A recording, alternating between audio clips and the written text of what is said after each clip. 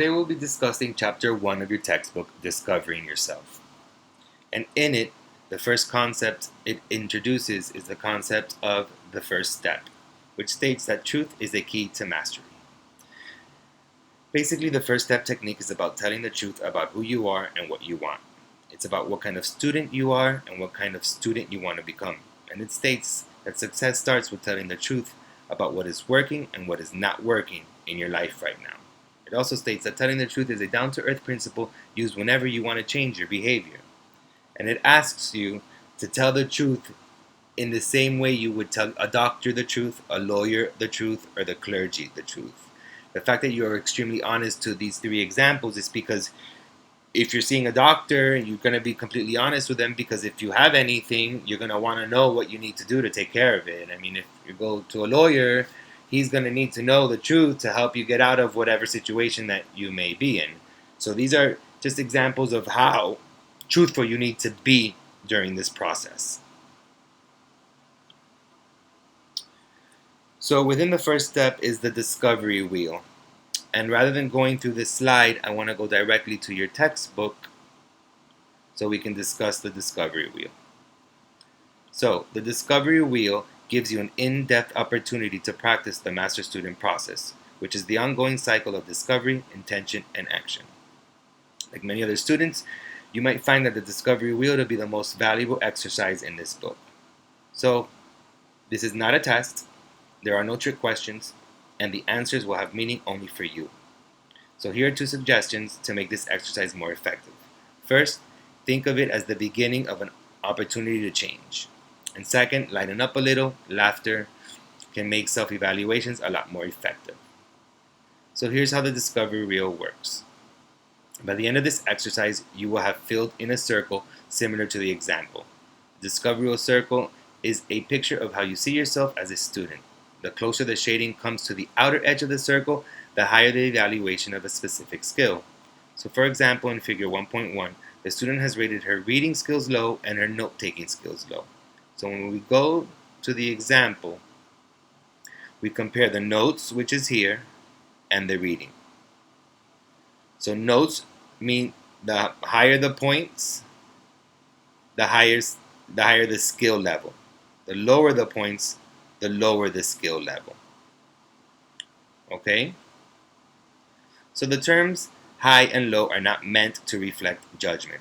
The discovery wheel is not a permanent picture of who you are. It is a picture of how you view your strengths and weaknesses as a student today. To begin this exercise, read the following statements and award yourself points for each one using the point system described here. Then add up your points for the total for each section and shade the discovery wheel in figure 2. Now I don't expect you guys to shade this if you don't want to. For you visual learners, if you need to do this, that's perfect. But you can just write the score that you get for each section. And remember, the higher the score, the higher skill that you have in that section. The lower the score, the lower the skill you have in that section. This right here is the point value system. So 5 points means that this statement is always or almost always true of me. 4 points means that this statement is often true of me. 3 points means that this statement is true of me about half the time. 2 points would say that this statement is seldom true of me. And 1 point is that this statement is never or almost never true of me. So let's go over this first section, attitude. So you would read the statement, I enjoy learning. And then you would come here, and if this statement is always and almost always true of you, you would put 5 points here. If it's never true or almost never, never true, then you would put 1 point here. And on to the next statement. I understand and apply the concepts of multiple intelligences. Again, you find where you fit within the point scale, you put the point here. When you're done with the section, you'll add the total score. And I want you to do that for every section, and we'll discuss this in class on Thursday. What we will be discussing is not your point score. It's going to be right here. So we're going to discuss the overview, the strengths, and goals that some of you discovered about yourself in the discovery wheel. So back to the PowerPoint.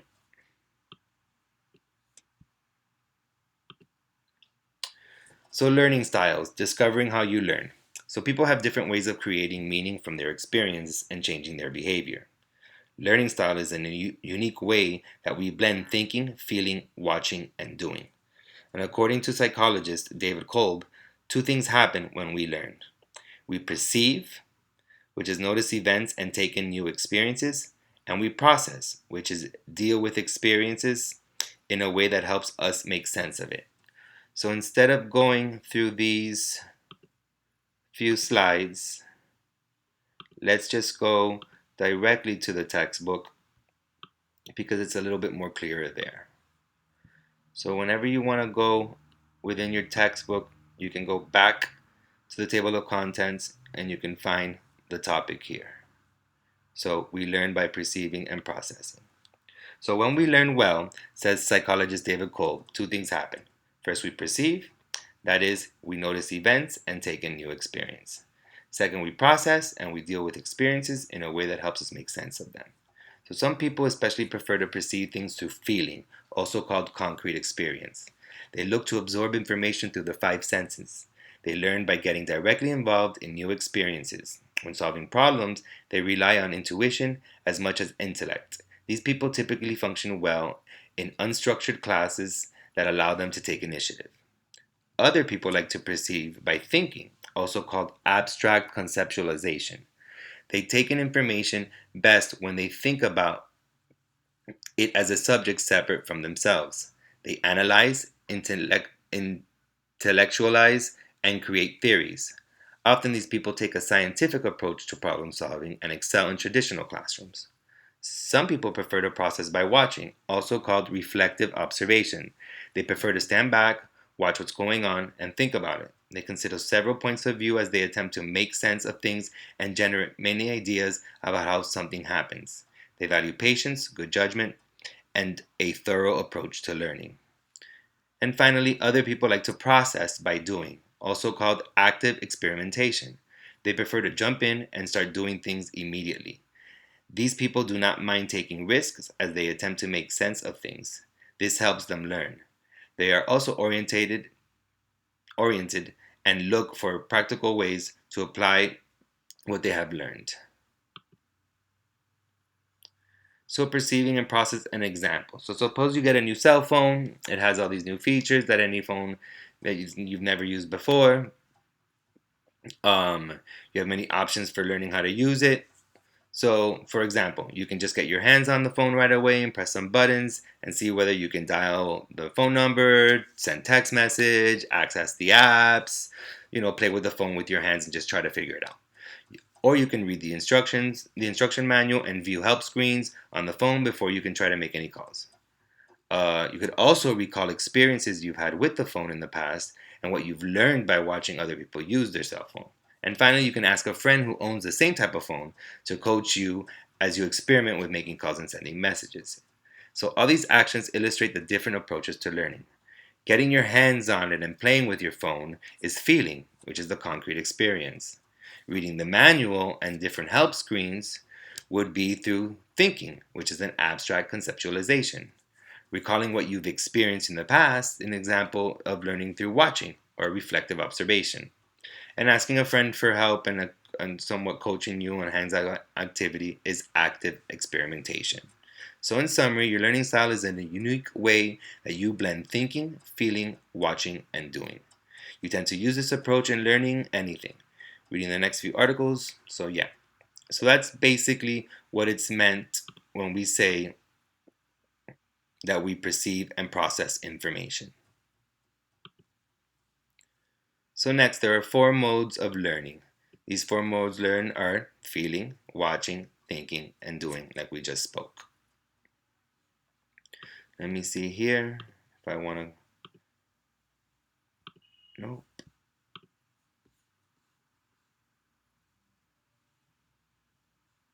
So yeah, back to the PowerPoint.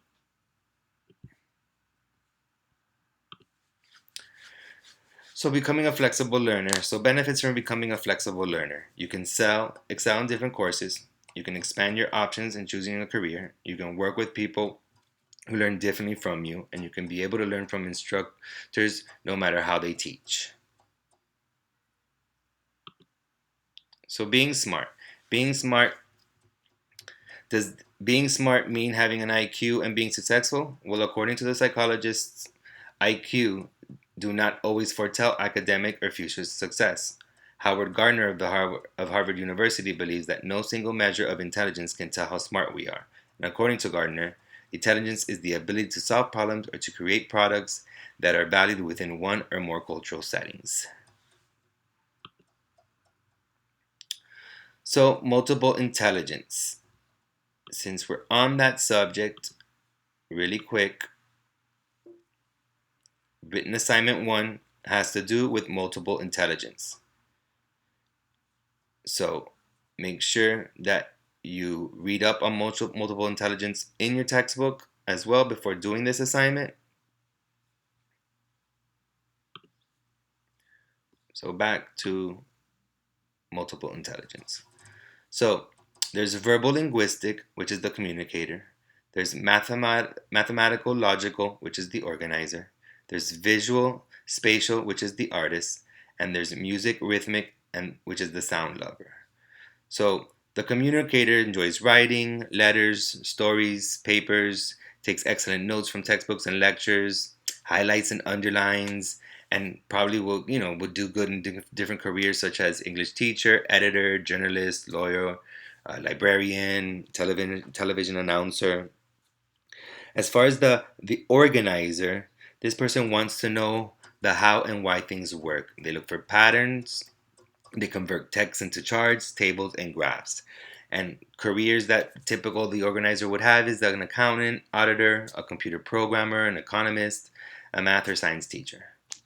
So the artist likes to draw pictures, to give examples, assemble things from illustrated instructions. They create concept maps from taking notes. They focus by sketching and drawing. And some careers for artists are an architect, engineer, graphic designer, interior decorator, photographer. So the sound lover, they sing in the car, or the shower, they play musical instruments, they relate to key concepts to songs that they may know, end up being musicians, teacher, a music therapist. The next set is bodily kinesthetic dexterity. Then there's intrapersonal independent. Then there's interpersonal people's person. And then there's the naturalist relationship to nature. So, for the bodily kinesthetic dexterity, they tend not to sit still for a long period of times and enjoy working with their hands. They carry material with you, study in different locations, and they create hand-on activities. And different careers would be actors, athlete, coach, dancer, teacher, chiropractor. As far as intrapersonal independent, they enjoy writing in a journal, being alone, prefer to work individually. They connect course to their personal values and goals. They connect the lecture to their personal and past experiences. That could be a freelance writer, owner of a home-based business. As far as interpersonal, the people's person is plenty of friends and spend time with them. They prefer talking and listening over reading and writing. They create flashcards and use them to take quiz, like with a study partner, volunteer to give speeches, or lead a group presentation. They can end up working as a counselor, a manager, a nurse, a school administrator, or a teacher. And lastly is the naturalist relationship to nature. Enjoy being outdoor. Insight occurred during time spent in nature. Post pictures of outdoor scenes where you can study. This could be a biologist, a construction worker, an environmental activist, a park ranger, and a recreational supervisor. So once you do this assignment, you're going to learn about yourself of where you may fall in one of these categories, which there's 8 of them. So all 8 are distinct areas of intelligence. All 8, each person possesses all 8 intelligence, and each intelligence can be more fully developed. So this is just basically what we went over that chart. So the verbal linguistic focuses on the use of language and words, interest in English and foreign language, interest activities such as debate, drama, and yearbook editing. And these are common career choices: author, lawyer, teacher, salesperson, or religious leader. As far as music, again, it's focused on the ability to be aware of patterns of pitch, sound, rhythm, and timbre. Interest in subjects such as music and dance. Interest in activities such as band, orchestra, choir. Common area choices are singer, composer, dancer, conductor, sound engineer, stuff like that. And the next would be the logical, mathematical, and focuses on ability to think abstractly, problem solving, thinks critically, um, interest in subjects such as math, science, economics, computer programming. Type of activities would be science projects, reading maps, spreadsheets, budgets, and blueprints. And these are the common careers right here. And so on and so forth with visual spacing, bodily kinesthetic, intrapersonal intelligence, interpersonal intelligence, naturalistic intelligence. So now to the VAC system. I just went over these slides rather quickly because, again, we kind of just went over all that information here with these two charts. So just know that there's 8 areas of intelligence, that we all possess these 8, and that we can develop them more fully. So the VAC system. The theory states that each of us prefer to learn through one of these sense channels, and that we can also enrich our learning with activities that draw on other channels. So let's see the textbook. The VAC system is here. So another way to approach the topic of learning style is with a simple and powerful system that focuses on your senses and your ability to use language. According to this system, you learn by seeing or visual, hearing or auditory, by using words, which is reading and writing, or by movement, which is kinesthetic learning. So, to recall this system, remember the letters VARC: visual, auditory, read and write, kinesthetic. The theory is that each of us prefers to learn in some of these ways more than in others, and we can enrich our learning with activities that draw on all 4 perspectives. So, people with a preference to visual learning are interested in how things look. They are sensitive to shape, color, and design. To understand and explain concepts, they look to see and create drawings, maps, and diagrams. Getting an overview of a topic, the big picture, is very important to these learners. Learners with auditory preference enjoy conversation, discussion, and debate. For them, the spoken word matters more than the written word. If they're excited about something they learned in class or at work, they'll tell you all about it in person before sending you an email or a photo. In contrast, reading and writing learners prefer the written word. Their notes will include more paragraphs and lists than drawings and diagrams. While a lecture or discussion might be fine for these learners, they also like to see text-based handouts and web pages that capture the main point and key details. People with a kinesthetic preference are more likely to move. They learn by doing and experimenting.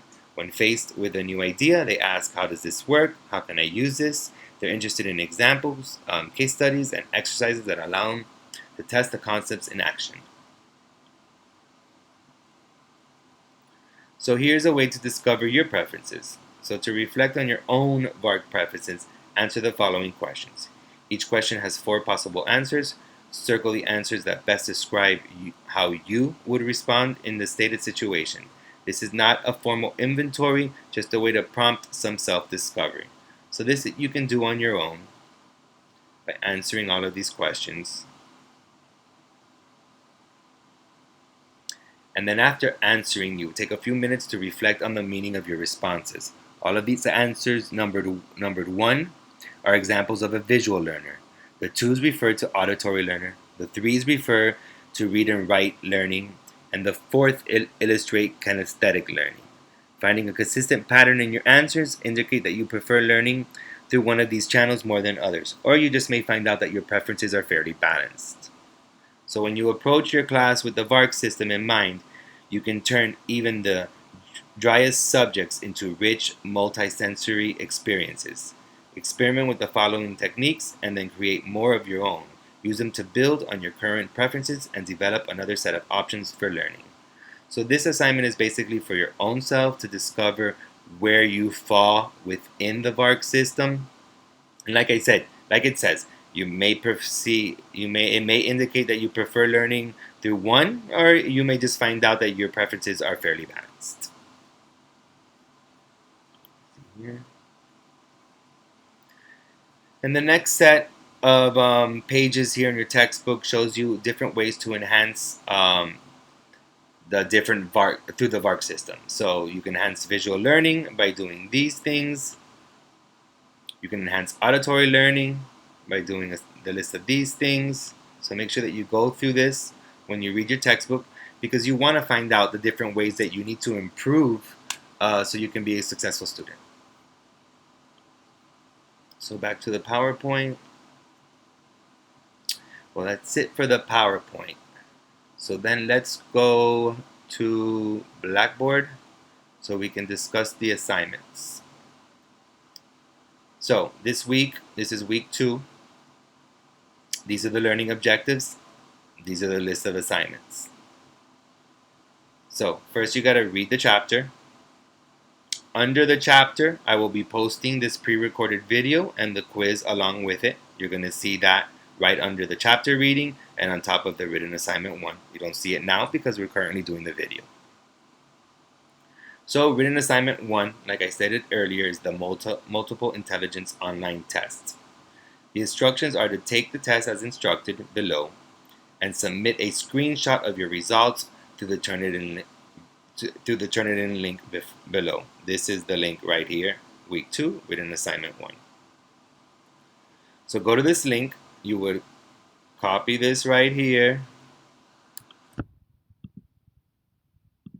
Paste it so I can show you what it looks like.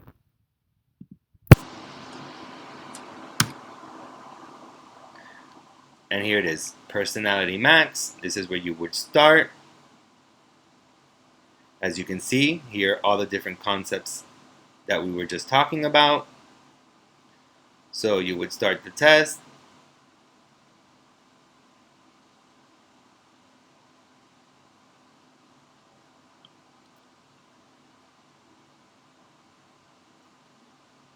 We already have Chrome. I don't know why that's there. See?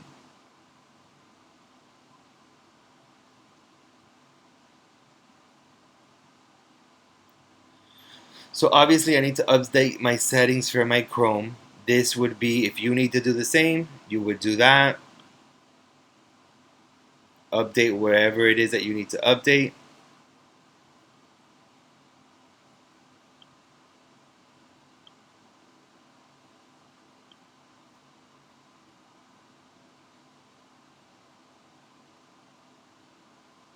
So you can complete this assignment. So note, make sure you have enough time to take this entire test. It has 80 questions, but it is on that webpage that we just went on. So when you finish using the snipping tool or screenshot, take a photo of the results. You're going to paste the image onto an MS Word document and submit it through the Turnitin link right here. But you must also answer this question. What did you learn about yourself after taking the test? So you're going to take the test, do the screenshot, copy it onto a Word document, and answer the following question. What did you learn about yourself after taking the test? And then you would submit it right here into this link. So, written assignment 2, read chapter 2 and take the multiple intelligence test linked below above. So, use what you learned and based on your own experience, answer the following question in a Word document and submit it through the Turnitin link below. Here's the link right here as well. As you can see, week 2, written assignment 2. Written assignment 2. So this assignment is worth 50 points. So what is your learning style from the multiple intelligence test? Which one of the 8? What are some of the values and how do they connect with your academic plans? What strategies can you use to enhance the learning process? If you remember, right here, enhance, enhance. If we go here,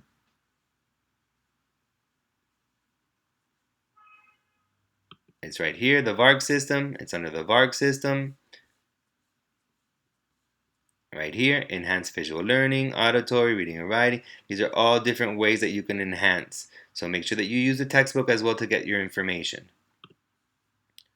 So what resources are available at ASA College?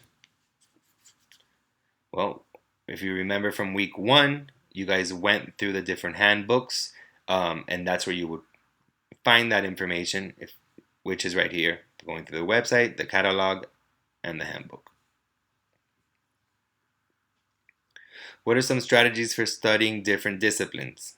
Based on what you have learned about learning styles, identify an instructor's teaching style that is different than your learning style and what strategies can be used to support your learning experience. So again, this question asks you to identify one of your instructors teaching styles and that is different from your learning style. And what strategies are you going to be using to help you succeed in that class? And number 7, how does motivation affect your ability to set and reach a goal? Number 8 is what are the barriers to success in college? Number 9 is how can you overcome barriers to success? And last is ask at least one question that you still have this week. That is your second assignment that you will be posting up in here. So like I said, this video will be posted up on week 2. Right now you cannot see week 2. You're going to be able to see it on Monday.